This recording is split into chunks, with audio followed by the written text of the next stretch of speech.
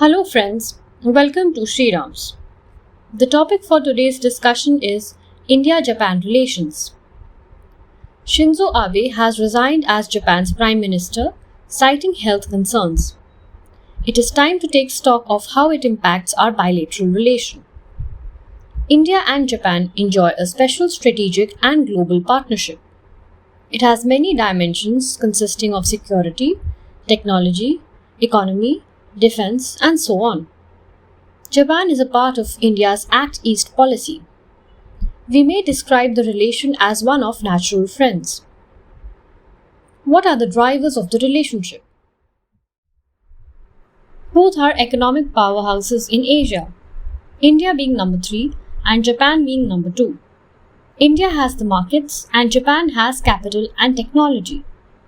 Both are open economies and both want stable, secure, democratic, and inclusive Asia. Both also want to strengthen the multilateral world with becoming permanent members of the United Nations Security Council. Is Indo-Pacific a strong pillar of the relation? Yes, it is. In 2007, when Abe first visited India as PM, he delivered the now famous Confluence of the Two Seas speech, laying the foundation for his concept of Indo-Pacific. This concept has since grown and is one of the main pillars of India-Japan ties. India and Japan, along with US and Australia, are members of Quad for Indo-Pacific security and cooperation. What are Malabar exercises?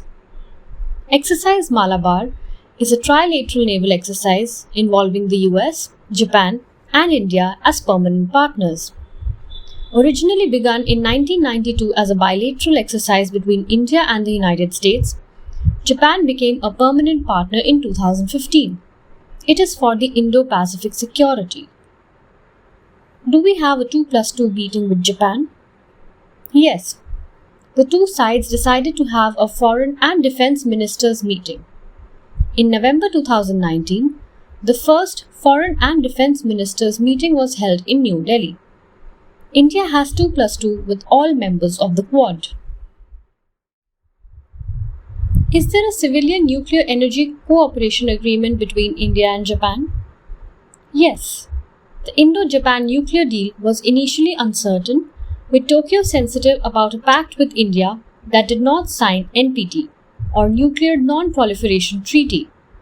Japan was very sensitive as it was the only country to be attacked by a nuclear weapon. Abe's government convinced the anti-nuclear hawks in Japan to sign the agreement in 2016. Its importance goes beyond Japan as Japanese companies like Hitachi hold large stakes in global nuclear companies that want to set up nuclear power plants in India. How far has the defense cooperation come? India and Japan cooperate broadly on defense, with all three military branches engaged in joint exercises including the Dharm Guardian land exercise, the Shinyu Maitri aerial exercise, and Japan-India maritime exercise.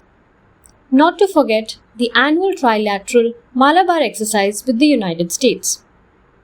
Both countries are also jointly developing new defense technologies like the production of unmanned ground vehicles. How is technology drawing us closer?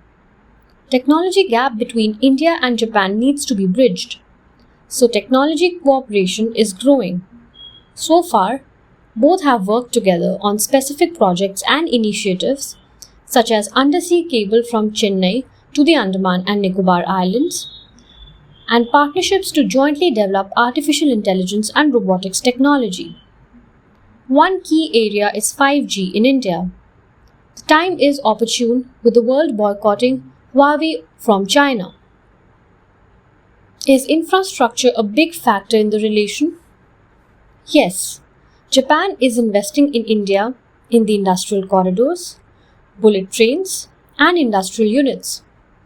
Asia-Africa Growth Corridor for Maritime Connectivity Enterprise was finalized in 2016 to compete with China's Belt and Road Initiative and String of Pearls. Japan is investing in India's northeast as well. How can we sum up the importance of the relation today? The Japan-India relationship today has features of a truly special relationship. As the world's economic center of gravity shifts to Asia, it increasingly falls to these two countries to champion freedom, inclusivity, trade, and other liberal values. Well, that's all for today. I hope you enjoyed today's podcast.